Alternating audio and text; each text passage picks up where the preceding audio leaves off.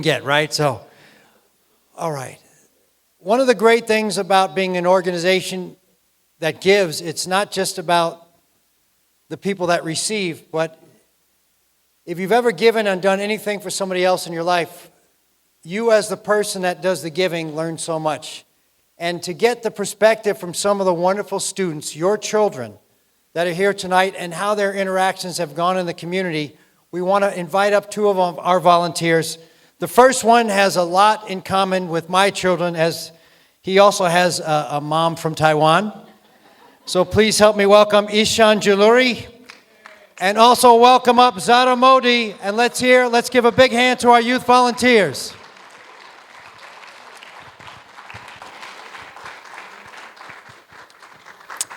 Hello everyone, my name is Ishan.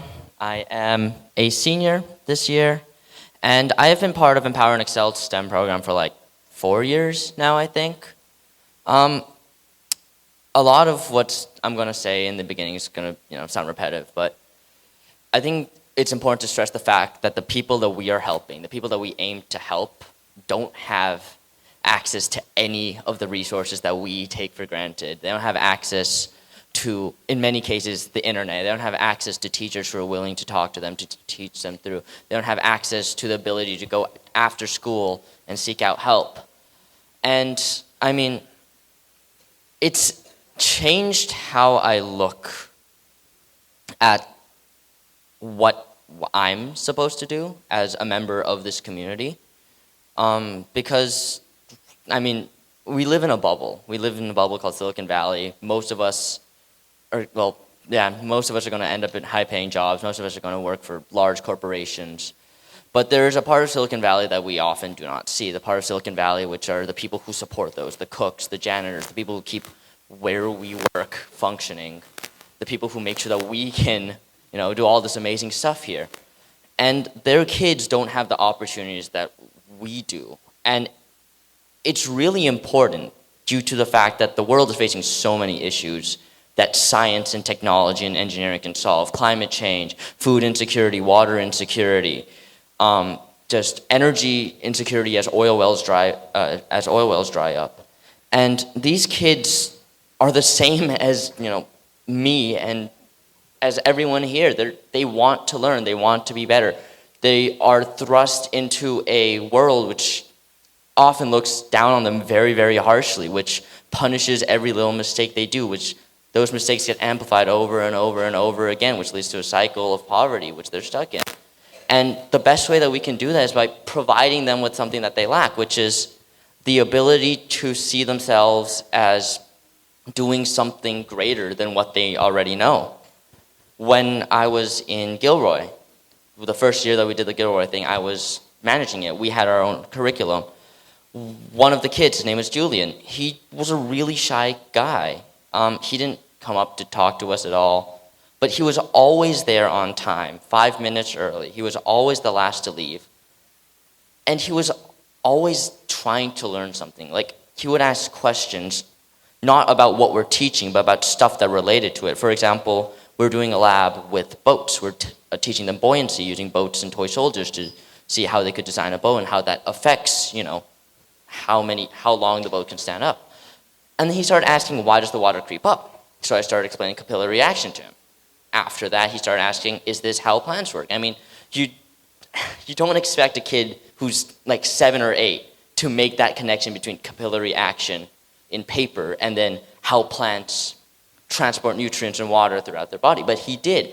And then as I talked more and more to him every session, I started to learn a lot more about him, both his circumstances and also who he is as a person. He wanted to go into the medical field. He wanted to help people. He didn't know what yet because he doesn't have the opportunities that we do to decide, nursing or doctor, biomedical engineer, stuff like that. He just knew that he wanted to help people in the healthcare department, in the healthcare sector.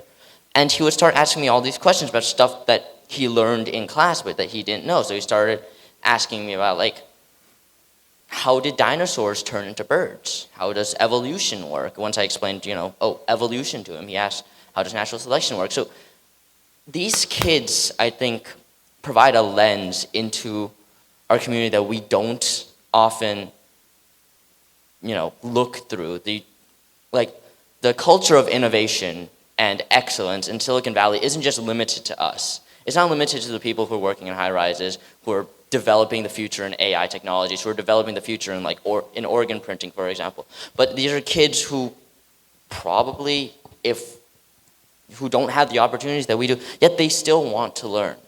And I've changed from that in that everyone has a story, and it's up to us to accept that story. We can put everyone into their own little box. We can categorize people and use our preconceived thoughts about the matter to decide what we're going to do with people. But that's not the way a society or a community should work.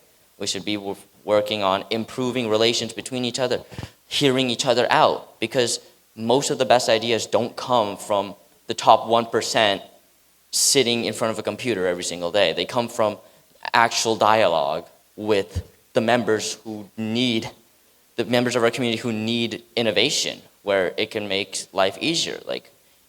So Empower and Excel has done a great service to this community, not only in providing opportunities for kids who don't have the opportunities, but also letting us know that we have a lot to be grateful for, and we have a lot that we as individuals can do to improve our community.